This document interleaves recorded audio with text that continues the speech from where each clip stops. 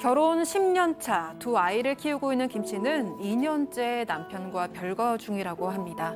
남편의 외도를 알았지만 아이들을 위해서 가정을 지키고 싶었던 김 씨의 바람과는 다르게 집을 나간 남편은 돌아오지 않았기 때문인데요. 집을 나간 후 양육비도 생활비도 주지 않았던 남편. 하지만 두 아이를 생각하면 김 씨는 지칠 여유도 없다고 합니다. 그런데 얼마 전 이혼 소송이 기각되고 나서 남편에게서 내용 증명 한 통이 도착했습니다. 남편 명의로 된 집을 팔 예정이니 아이들과 함께 이사를 하라는 건데요. 살고 있는 집이 남편 명의인 건 맞지만 결혼 후 쭉 맞벌이를 해왔고 대출금도 함께 갚아왔는데 자신의 집이라면서 나가라는 겁니다. 김 씨와 아이들은 이대로 집에서 쫓겨날 수밖에 없는 걸까요? 외도를 알았지만 남편의 외도를 알았지만 아이들을 위해서 가정을 지키고 싶었다. 답답합니다. 저는 알겠습니다. 뭐 일단 제 얘기는 좀 이따 하고요. 자, 백다희 아나운서. 일단 남편이 바람이 나서 집을 나간 지 2년이나 됐는데 왜 아까 제가 얘기한 것처럼 아이들 때문에 도대체 왜 이혼을 원하지 않는 거죠? 네, 사실 김 씨 자신만 생각하면 이혼을 하고도 남았을 겁니다. 그러나 여전히 아빠의 빈자리를 받아들이지 못하는 아이들 때문에 차마 이혼할 수 없었던 건데요. 언젠가는 아이들의 아빠로 돌아올지 모른다는 생각에 힘겹게 버티고 있는 김 씨에게 남편은 집을 팔겠다는 내용 증명을 보내온 상황인 겁니다. 김 씨의 고민을 별별 상담소에서 해결해 주세요. 아이들의 아빠의 빈자리. 그게 참 글쎄 그게 그렇게 중요한가요? 저는 제가 결혼을 아직 안 해봐서 그게 참 알겠습니다. 일단 뭐 얘기 진행해 볼게요. 남편이 외도한 사실 언제 알았습니까? 남편의 외도를 알게 된 건 3년 전이라고 합니다. 김 씨는 지금 결혼 10년 차에 유치원생 남매를 키우고 있는데요. 이 외도를 명확히 알게 되기 전부터도 남편의 외도를 의심할 만한 충분한 정황은 있었지만 남편을 믿고 싶었기 때문에 모른 척 해줬다고 합니다. 그런데 이제 명백하게 외도가 들키고 나자 남편은 처음에는 극구 부인하다가 나중엔 오히려 당당해졌다고 합니다. 자, 뭐 계속하는 얘기지만 왜 이혼을 안 했을까? 왜? 이 남자 갑자기 진짜 화가 머리 끝까지 좀 치솟아오르는데 아니 이게 바람을 피웠잖아요. 외도를 했으면 뭔가 부끄러워야 되는데 그거는 집에 와서는 전혀 표시를 내지 않았대요. 그리고 아이들한테는 여전히 좋은 아빠로 그렇게 아이들을 돌보고 있으니 아이들의 입장에서는 아빠를 얼마나 많이 따르겠어요. 아빠 이러면서. 그러니까 부인의 입장에서는 저렇게 아이가 아빠를 따르고 있는데 내가 덜컹 아이들한테 너희 아빠는 나쁜 사람이야. 너희 아빠하고는 못 살아. 라고 말할 수 저는 없을 것 같아요.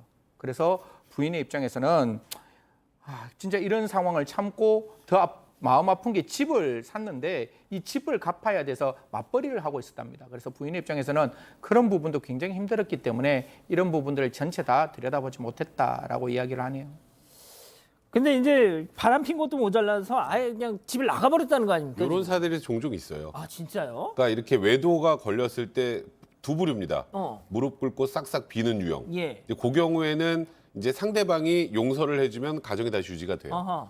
근데 두 번째는 오히려 배째라식으로 나오는 경우가 있어요. 근데 이게 두 번째 경우인데 이런 경우에 이혼을 요구를 합니다. 근데 상대방이 이혼을 안 해줘요. 그러면 어떻게 하느냐? 이혼을 할 수밖에 없는 환경을 계속 만들어가요. 이래도 안 할래? 이래도 안 할래? 본인이 집을 나가버려요. 생활비도 안 줘요. 벼랑 끝으로. 양육비도 안 줘요. 하하. 이쯤 되면 이혼하지. 계속 이 과정을 만들어 나가는 건데 이 남성 같은 경우도 협의혼을 요구했다가 이 부인은 난 아이들 때문에 이혼을 못 하겠다. 그러면 우리나라 그 이혼은 유책 배우자가 이혼 청구하는 건 받아들여지지 않으니까 당연히 이혼 소송은 기각이 됐겠죠. 그럼 이혼 소송 기각됐으니까 또 법적으로는 부부입니다. 부부네요. 그러니까 그래 그러면 법적으로 부부지만 난 나갈게. 그리고 이제 내연녀 집으로 간 거고. 세상에. 그리고 그 이후에 지금 홀로 지금 이 아이를 키우고 양육비도 전혀 이혼하면 줄게라는 얘기하면서 양육비도 지급하지 않고 이런 태도를 일관했던 겁니다. 그러니까 아이 때문에 이혼을 안 해주는 부인도 있고 또 그런 경우도 있을 것 같아요. 내가 이혼해 좀 누구 좋으라고 이혼을 해? 뭐 이런 심리도 또 있을 것 같은데. 자, 일단 아이들. 네. 저는 그냥 네 아빠란 인간은 이런 인간이야 하고 저는 그냥 이혼해버렸으면 좋겠어요. 좀 솔직히. 그러실 것 같죠. 저도 이제 엄마가 돼 보니까 절대 그렇게가 안 돼요. 그러니까 이 진짜요? 엄마가 돼 보면 그러니까 저는 이 여성이 지금 삼중고인데 하나는 아내로서 여자로서의 배신감, 그리고 지금 생활비도 안 주고 양육비도 안 주고 대출금도 혼자 받고 경제적인 어려움까지 있는데 세 번째 이제 엄마로서 너무 속상하고 아이들이 받을 상처에 마음이 아프고 미안하고 이런 건데 저는 엄마로서의 마음이 가장 힘들 거라고 생각이 들거든요. 이 여성이 이 아이들한테 차마 아빠가 이혼을 원한다, 아빠 집 나갔다 이런 얘기 절대 못 하고요. 니네 아빠 지방에 돈 벌러 갔어. 우리 위해서 지금 열심히 일하고 있어라고 얘기를 해서 아이들은 지금도 종이 막 그 학 같은 거 뭐 종이 비행기 막 이런 거 만들면서 아빠 주면 오면 주겠다고 편지 쓰고 막 이러고 있다고 합니다. 그러니까 이런 마음고생을 하지만 아이들한테는 여전히 우리를 위해서 지방 가서 돈 벌고 있는 아빠가 되어 있는 상태입니다. 백 변호사님, 네. 저렇게 이제 돌아왔어요. 다시 집으로 정신 차리고. 아니, 그러니까 정신 차렸는지 아니면 차린 척을 하는지 돌아왔어요. 그 껍데기하고 사는 거 아닙니까, 솔직히? 근데 돌아오지도 않아요. 이런 경우는 제가 아까 말씀드렸던 것처럼 싹싹 비는 유형은 어떻게든 다시 이제 돌아와서 살 수 있는데 이렇게 한번 나가고 극단적인 상황을 계속 연출하는 배우자 같은 경우에는 거의 현실적으로 다시 돌아오기 좀 어렵습니다. 그래서 사실 저는 개인적으로 이번 사례는 빨리 이혼을 하시는 게 오히려 이 아이들에게도 더 도움이 되는 사례가 아닌가라는 개인적인 생각이 듭니다. 뒤에서 제가 설명드리겠습니다. 예, 그건 뭐 추후에 또 듣기로 하고요. 자, 승현님. 그런데 어느 날 갑자기, 자, 여기서부터 중요합니다. 김 씨, 그러니까 부인 앞으로 내용 증명이 띵동 하고 왔어요. 제가 이 설명하기 전에 내 한마디만 할게요. 이 아저씨한테. 아저씨 좀! 뭔 내용증? 이 내용 증명이 어떤 내용 증명인가 하면 아까 제가 말씀드렸다시피 집이 남편 이름으로 되어 있었고 자동차도 남편 이름으로 되어 있어요. 그래서 이 남편이 이제 나가고 난 다음에 이 집을 팔겠다고. 이 지금 아이하고 살고 있는 이 집을 팔고 너 나가라라는 거예요. 아, 진짜. 와, 네. 와우. 예, 여기까지 하고 그래서 근데 부인은 이렇게 생각했는 거예요. 설마 이 집을 팔까? 그래도 아이하고 살고 있는 이 집인데 당신 아들이 살고 있는 집인데 그래서 걱정을 안 했다고 생각하는데 단순히 협박이라고 생각했는데 결국은 이 집을 보러 오는 사람이 있었다는 거죠. 아, 그 부동산 중개업자하고 같이 그 집을 보러 온 내용 거예요. 증명대로 집을 팔겠다는 거예요. 진짜 내놨구나. 예. 야, 백 변호사님. 네. 그 일단 그 명의가 남편 이름으로 돼 있다고 해도 그 온전히 남편 것입니까, 그게? 근데 이제 명의가 남편 것으로 돼 있으니까 팔려면 팔 수도 있죠. 그게 문제인 거예요. 말씀하셨던 것처럼 독하네. 이거는 부부가 공동으로 이룩한 재산이고 특히 이 아파트 같은 경우는 처음에 결혼 당시에 두 사람이 같이 마련한 아파트고 대출금도 같이 갚아 나가다가 남편이 외도하고 집 나갔잖아요. 그 이유는 이 아내가 다 갚았습니다. 아이고. 근데 이제 진짜 문제가 정말 이 남성이 어찌 보면 너무 악독하다는 느낌이 드는 건 이제 대출금 상황이 딱 끝나니까 대출금이 아직 남아 있는 게 아니라 이제 아내가 혼자 벌어서 다 갚았어요. 딱 갚는 순간 갚는 너 순간. 나가라고 내용 증명을 보는 진짜 겁니다. 욕 나올 뻔했어. 죄송합니다. 아니, 소장님, 근데 지금 우리 가족 여러분들도 채팅창에서 당연히 남자 욕하죠. 남자 욕하는데 아내분도 좀 답답하다. 왜 그렇게 너무 착해 빠졌어. 막 지금 너무 안타까워하고 계세요. 아니, 근데 이런 뭐 많은 부부들 상담해 보셨죠? 이런 경우 보셨나요? 뭐 이 정도까지 악랄하게 아이들과 부인을 이렇게까지 애먹이는 사람은 아니었지만 일단 뭐 다른 여자가 생겨서 이제 집을 나간 후에 그 아이들과 아내가 살고 있는 집을 담보 잡혀서 사업을 한 사람 그런 케이스 있었고요. 아이고. 그다음에 정말 전형적으로 옛날에 우리 부모님들 세대에나 있을 법한 얘기가 요즘도 있더라고요. 그러니까 나가가지고 살다가 한 10년 정도 후에 몸이 아파서 병이 걸리니까 그때야 이제 집으로 와서 아내와 아이들 옆에서 사는 사람도 있고 너무 싫다, 진짜. 생각보다 참 별의별 사람이 다 있는 건 사실이에요. 아니, 승현님. 네.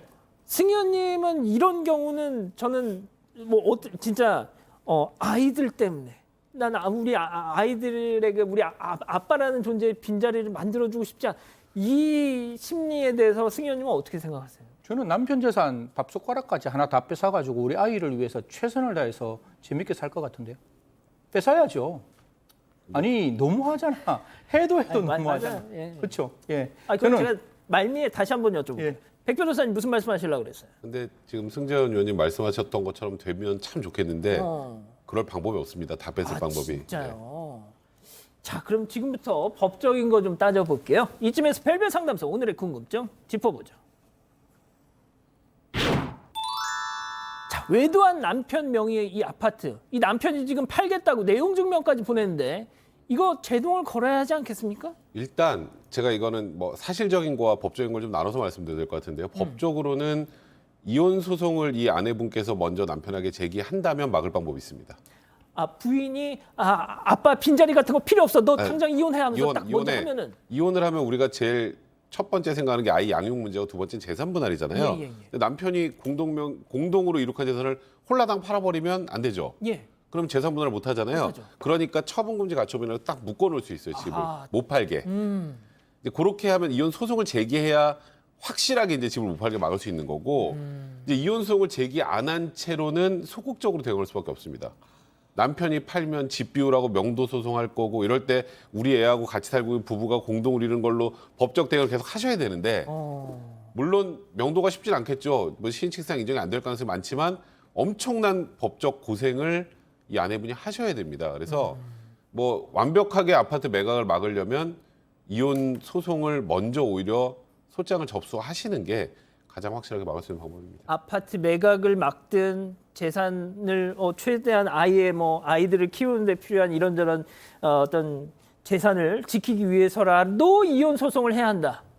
제가 아까 말씀드렸다시피 이 남편이 가지고 그냥 제 생각입니다. 이 남편분한테 뭐 나쁜 사람이가 그냥 갈게요. 그냥 나쁜 사람이라고 갈게요. 뭐 제가 뭐 인격적으로 말해봤자 제 마음속에 있는 말하면 안 나올 것 모르는 같으니까. 사람인데 그냥 예. 하셔도 돼요. 예. 아니 그냥 그 남편이 있는 재산을 제가 좀 가지고 부인이 가지고 오려면 남편에 대해서 이혼 소송 제기하시고 힘들게 내가 갚았잖아요. 그럼 내 거잖아요. 내 거라고 주장하시고 아이들 진짜 토끼 같은 아이들 제대로 길러야 되잖아요. 양육비 달라고 크게 말하시고 내가 이렇게 마음 아팠는데 판사 앞에 가가지고 제발 위자료 좀 많이 좀 달라고 당신이 내 생각이었으면 내 입장이었으면 돈 1,000만 원, 2,000만 원 갖고 되겠느냐고. 대한민국 제가 제일 화나는 건 위자료가 너무 작다는 거예요. 미국 같이 위자료 하나에 100만 불, 1,000만 불씩 나와야 되는 나라라고 저는 생각합니다. 자, 일단 그러면은요. 일단 법적인 건 뭐 이 정도로 따져보고. 자, 소장님. 네. 이 부부에게 어떤 이 부부가 아니죠. 이 아내에게 어떤 처방전을 주고 싶으십니까? 이제 처방을 함부로 할 수는 없죠. 하지만 저는 이 이혼을 못하고 있는 엄마 마음은 충분히 이해를 해요. 왜냐하면 지금 이 아이들이 유치원생이에요. 너무 어리기 때문에 사실은 아빠가 나쁜 사람이라는 걸 받아들이기도 어렵고 받아들인다고 하여도 아이들한테 그닥 심리적으로는 좋지 않아요. 그냥 우리 아빠가 나쁘다는 건 결국 내가 나쁜 걸로 귀결될 수 있기 때문에 그래서 저는 뭐 이혼을 해라 말아라는 얘기를 제가 감히 할 수는 없지만 이 엄마가 굉장히 단호해지기는 해야 한다. 강한 엄마가 돼야 된다. 지금 보니까 같이 대출금을 갚고 있는데도 불구하고 남편 이름으로 아파트가 되어 있었고 또 이런 상황에서도 다 참으면서 아빠를 보호하는 이 모습을 볼 때 이 엄마 너무 착한 엄마거든요. 그러니까 착한 여인이 좋을지는 모르겠지만 이런 경우에 아이들을 보호하는데 좀 강단 있고 좀 못된 여자가 될 필요도 있지 않을까 하는 생각이 듭니다. 백 변호사님, 우리 가족 여러분 중에 한 분은 차라리 아이들이 어렸을 때 이혼하는 게 낫다라고 하시는 분도 계세요. 저도 개인적으로 그게 낫다고 생각합니다. 이번 저는 좀 냉정하게 말씀드리면 뭐 심리학적으로는 뭐 박상현 소장님이 잘 말씀해 주셨습니다만 이게 해결될 가능성이 별로 없어요. 아하. 그렇기 때문에 이 상황에서 그리고 절대로 협의혼하지 마세요. 이런 상황은. 어허. 협의혼하면 이 남편이 돈을 주겠습니까? 제대로? 그렇죠. 이건 무조건 재판상의원 청구하시고 그리고 재산분할도 3년 동안 대출금 혼자 갚은 거 당연히 주장하셔야 될 것 같고 재산분할은 잘잘못 따지지 않고 그냥 재산 형성의 기여도 측면에서 나누기 때문에 비슷할지 모르겠습니다. 위자료 청구도 하시고 3년 동안 거기다가 지금 아이들 양육비도 하나도 안 줬잖아요. 그렇죠. 이것도 같이 청구하시고 남편에게 받을 수 있는 걸 최대한 많이 받고 그리고 아이들 잘 키우실 것이 좋습니다. 아유, 그렇군요. 자, 우리 가족 여러분들 의견 우리 김 기자가 정리해 주시죠. 네, 지금 가족분들 정말 알고 있는 최고의 욕이 뭔지 다들 지금 하나만 소개해 주시죠. 예, 방송 심의 규정상. 아니에요? 네, 지금 뭐 그런 걸 찾고 계시면서 남편 정말 평생 후회하면서 살 거라고 말씀을 하시네요. 그 집은 사실 공동 명의로 해놨어야 되는 게 맞지 않나라고 말씀하시는 분도 계세요. 네. 끝이에요? 아, 사실 그러니까 아무튼 다 이제 남편 욕이라서. 아, 욕? 네. 알겠습니다.